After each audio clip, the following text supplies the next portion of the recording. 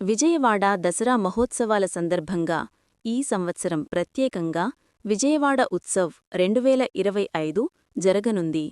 అధికారులు, నిర్వాహకులు విజయవాడను మైసూరు తరహాలో సాంస్కృతిక కేంద్రంగా తీర్చిదిద్దాలని సంకల్పించారు.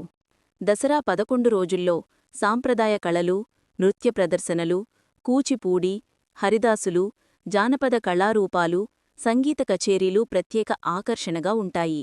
దీనివల్ల విజయవాడను దక్షిణ భారత సాంస్కృతిక రాజధానిగా ప్రమోట్ చేయాలని నిర్ణయించారు.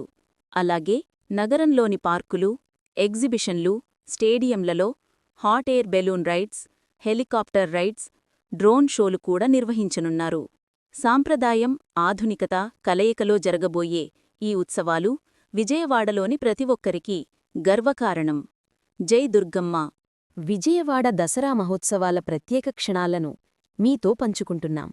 మీకు ఈ వీడియో నచ్చితే లైక్ చేయండి, షేర్ చేయండి, మా ఛానల్ని సబ్స్క్రైబ్ చేయండి.